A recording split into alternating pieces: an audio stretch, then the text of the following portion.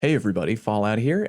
Recently my good buddy Cool Guy put out a video on his YouTube channel talking about toxicity in the D2 community. I happened to be live on my Twitch channel at the time, and a couple people thought it would be a good idea if we played the video and watched and reacted to it live. Here's how that went down. Link to the original video down in the comment section. Hope you enjoy, and subscribe to the channel if you are new, and I appreciate you. Okay, let's do a little Cool Guy video. Video of the year, I do want to talk about an important topic to me, a discussion here, and I've been kind of having an issue making this video because I want to get some things out. I mean, we've been playing Destiny, a lot of us have been for 7 years, and I feel pretty confident. Of course, he opens up the video with this clip, by the way. This banger clip from him on Twitter getting a 100 accuracy 5-piece with the fucking 1K. Confident that if you're playing Destiny, watching this video, you love the game in some fashion. There's no getting around that. You're interested, it's your hobby. It's a shared passion that we all have. So with the title here, I do want to talk about being bad, being a dad, and getting good. There are a lot of being bad, being a dad, and getting good. That's a funny video title. I like that. I'll like that video for the title alone. Players in Destiny, and you have to remember some play as a hobby, a way to get away. There's a lot of things going on in the world. True. Some can play 10 hours a day, some 2 hours a week. We all have different things going on, different backgrounds, different skills, but one thing is the same, this shared passion. There are two sides that I want to really talk about in this video.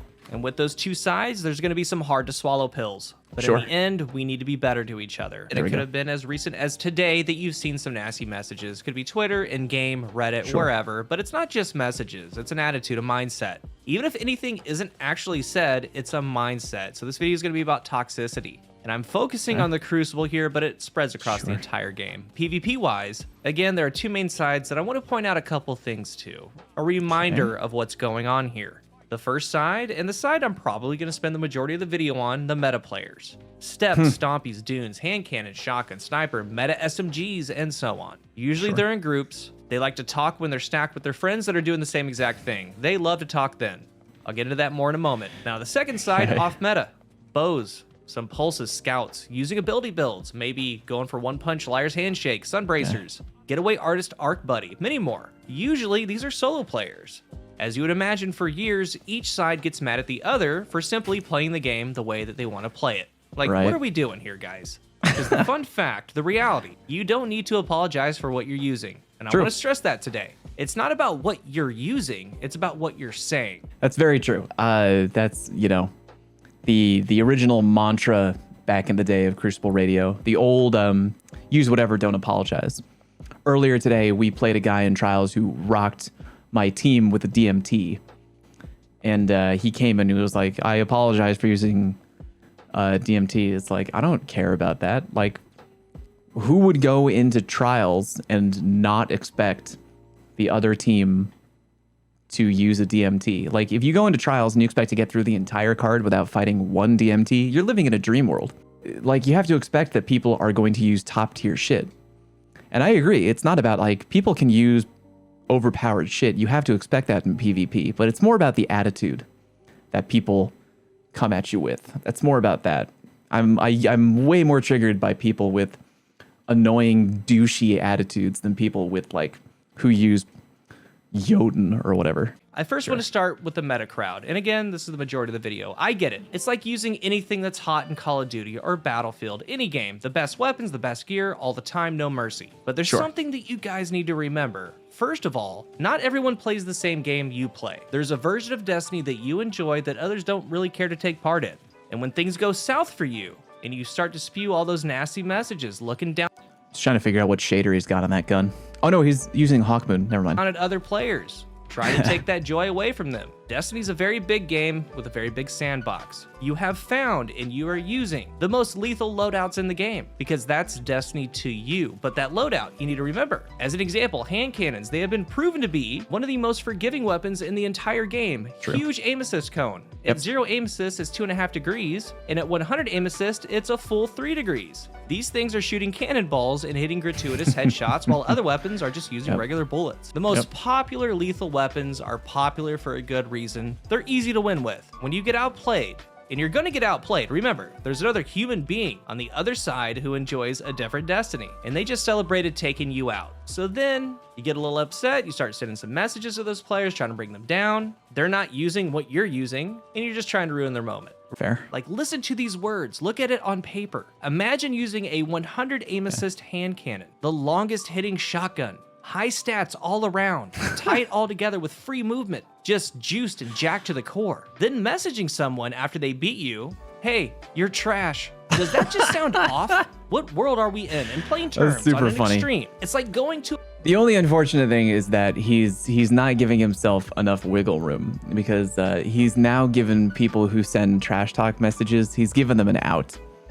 Because let's say, for example, let's say you're an elitist, unbeknownst to you, you just think I just think I'm speaking the truth about dad gamers in this game. Let's say you don't use this loadout. Let's say you use something different. You're like, well, I'm allowed to call people trash. I don't use stompies. I use duality multi-mock.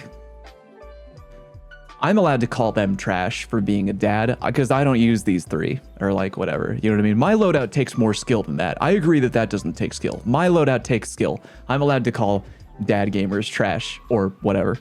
I feel like, good example, but I feel like I just feel like you shouldn't be talking shit in general in a game where there's so much aim assist, but I get what he's saying. Messaging someone after they beat you, hey, you're trash. Does that just sound off? What world are we in plain terms, on an extreme? It's like going to a pool hall with a $1,000 pool cue and your opponent is using a broomstick. They're not really equipped at all for the game that you're playing. But a skillful player will sit you down with that broomstick. Super funny. You should be winning with what you're using. And when you do get one shot by a Monarch, or one shot body shot by a sniper, don't get mad at them for doing that. They built into that, just like how you built into the best. Look at any of my reviews, god rolls are only what you make them. The same with builds. To you non-meta players, don't think that you're not responsible for a lot of this as well. Remember, really realize what you're doing. On paper, you're supposed to lose. I think we can all understand wanting to win. That's exactly what the meta players are doing. You can't fault them for that. All around balance, it's going to be up to Bungie. So if it's in the game, it's fair game. Correct. That goes both ways. If you're using a sidearm at a trace rifle, you can't have the Pikachu surprise face meme when you get outgunned. You're choosing to use a broomstick on the pool table. It's something that... That's literally something we covered in the book that I told you guys to read by David Serlin called Playing to Win. You have to expect that people, like if you're an off-meta user, no matter what you use, you have to expect. Really good book. You can read it online. Free to read online. Playing to Win by David Serlin. You have to expect that people are going to play the meta. You have to expect that people are going to use the best, most overpowered shit. No Pikachu surprise face. Oh, they got a DMT? They got a chaperone? They got a palindrome? Yeah, no shit. The build didn't beat you. That weapon didn't beat you. The sweat didn't beat you. Another human beat you. The same goes for M&K versus controller. Just all these topics throughout the years. Okay. Who cares? Thought he was going to go deeper into M&K versus controller, which would have been a PR nightmare, but I think he's just kind of using it as a quick talking point. For whatever reason, people are still trying to make Destiny the most non-competitive game ever made, the most competitive game ever. God, I love that statement so much. Yeah, dude. Even though Destiny was built on a house of... It was built on a house of fun PvP. Now, you can try to take something that was built with fun in mind and turn it into a competitive thing. You can try. It can work, it can not work. I mean, Smash Bros. Super Smash Bros. That game was created to be just a fun, silly party game. And some of those versions of the game, not Brawl, have been turned into mega successful competitive game scenes, which is great. You have to do a lot of tweaking with the foundation of what you've been given, but like, you have to recognize that at its core. Like, look, would it be nice if we lived in a world where the D2 esports scene, like, holy fuck, dude, it just totally took off and launched and was amazing. And like, we were waiting for MLG Vegas D2 Grand Finals. Yeah, that would be pimp. That would be so awesome. But we're not in that world. We're year 7. We're approaching year 8 or whatever of Destiny. And we're just still here. It's just a fun game with a fun community. This is not... If you want tournament video game shit, this is not it. yeah, I will always support the competitive scene for D2 because I think it supports the community at large. I love seeing players like Walla and Panda and like just doing their best to have fun and make cracked plays, and people in the chat being like, "Oh shit," you know what I mean? Like they get a cracked shot with whatever, a sniper or whatever. It's fun. It's fun. I will always support the tournament scene of D2 when it comes around. But yeah, so many people take this game so seriously. Like it's just, this game is not Valorant. This game is not Counter-Strike. This game is not Overwatch. And some people need to stop treating it like it is. But anyway. Made. Because honestly, I am happy for that crowd. They find joy in that. But guys, yeah, me too. If you get that way, that mindset, keep that toxic mindset way over there. Because from a pure competitive standpoint, Destiny has never been supported for esports. And if you're truly gifted, or if you think you are at least, you need to go play Halo. You need to go play COD, go play Apex. If you think you're truly gifted, you need to go play Halo. It's true. I mean, like, here's fucking old man Mikowski. I love this guy. I co-commentated a D2 tournament with him. He's a great guy. I've known him for a long time. Since I commentated a D2 tournament out in Las Vegas years ago, when the scene was like, it was a grassroots kind of tournament put together, and it was really fun. We held on to the idea of competitive Destiny could be something for far too long. No regrets, but definitely shifting all that focus and energy into Halo in 2022. And that's fine. If you really want to go and be a tournament level gamer, good. You have to recognize that if you're only playing Destiny, you're probably playing the wrong game. Like, I love the PvP in Destiny. It's so fun. It's why I'm still covering it on YouTube after all this time. I love the game. I love the community. But if you're looking for a true esports experience game, you're probably playing the wrong game. Go play, you know, Apex, Halo, I don't know, Valorant, Counter-Strike. I'm getting off on a tangent, but yeah. It's just like people treat this game like it's fucking like super big peen esports, and it's not. Here's what I think. As the years have gone on, that Destiny sweat scene, it slowly declined. Yeah. It might be surprising to you, but I am very happy to say that I am glad that it's declined. Ooh, I cannot bold call. think of one good thing the sweat scene has brought to Destiny. Not one thing. Just negativity, toxicity, and egos. That's probably why he mentioned he was afraid to put this video out. The sweat scene in D2 or in Destiny in general has done some fun things for sure. There have been a lot of fun small scale tournaments that I really have enjoyed watching. I'm going to admit it. For the most part, I got to admit it, I'm borderline in full agreement with Cool Guy. I think if you were to weigh, we had a bunch of fun things back in the day, back in D1. One in the chat, if you remember the intro to Sweats series that we did with a lot of great people. We used to do that stuff with Ramblin', Ninja with no L, Dr. Lupo, before he hopped over to Fortnite and all that other stuff. Intro to Sweats was fun. There was a lot of fun stuff that came out of the Sweat scene, but holy shit, dude. I will agree that there was a lot of egoing and toxicity and a bunch of negative, fucked up, super toxic mentality bullshit that came out of the Sweat scene. A lot of it. So much. Yeah. Back in like mid to early D1, that was like peak egoing, dude. So much ego being thrown around. And again, I'm not gonna say that nothing good came out of it. I think a lot of good streamers like Ramblin' and Ninja with no L, they were relatively competitive back in the scene, and that helped them grow. So I think some good things came out of it, but like, dude, full agree that if you were to weigh it like on an old scale, yeah, dude, just an absolute metric fuck ton of toxicity came out of the Sweat scene. It was so bad. Yeah, I'm, for the most part, bold claim, but I'm mostly in agreement. I also think that when it started, very bad leaders were in place to oversee it. Even now, very few are welcoming. I'm still trying to look around and try to find a face of someone out there who can build that community in a competitive Destiny scene. But I don't it just want it to be hasn't built, been though. there. I do hope someone can turn it around, because that mindset started then and it never went away. I've said it in a previous video. If Destiny ever goes full-blown MLG, I will be there in the first row to cheer you on. Yeah, but me it's too. not. The core player base does not care about sweat rules. No one cares about banned exotics. That is not the game that we're playing. That is not the sandbox that we're in. That's not the universe we enjoy. If it's in the game, it's fair play. People can and should use whatever they want. 100 aim assist here, shadow dive there, OEM, dunes, bows, all of it. Not but saying when you get outplayed. Maybe.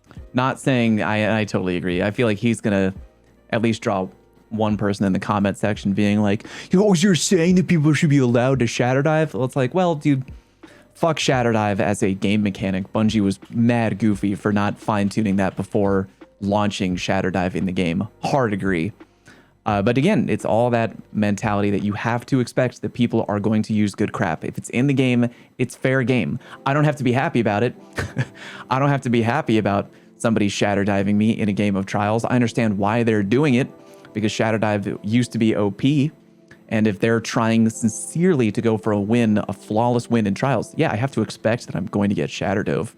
It's not going to stop me from going on Twitter and being like, hey, Bungie, why don't you fix that shit? God damn it. Ask that player that smacked you around a little bit with that sidearm how they made that build, what they're doing. Learn a little bit, grow a little bit. Because we can all establish that Destiny is just full of cheesy things. But it's a very fun game that has a ton to offer to all of us. So no matter what you use what you want. But the toxic messages, they need to stop, man. What I've been waiting for is some sort of scenario where a tried and true Stompy main is paired up with a tried and true Top Tree Dawnblade main. They go out and find a Monarch Hand Cannon Quick Swap main. They go play some games and slay out. That is what Destiny is all about. That diversity, the little bits of expression, the challenges that we choose to create for ourselves. But those toxic messages, they're never going to stop. Overly critical mindset, just keep it to yourself. There's no reason for it. You're not going to remember it next week, probably.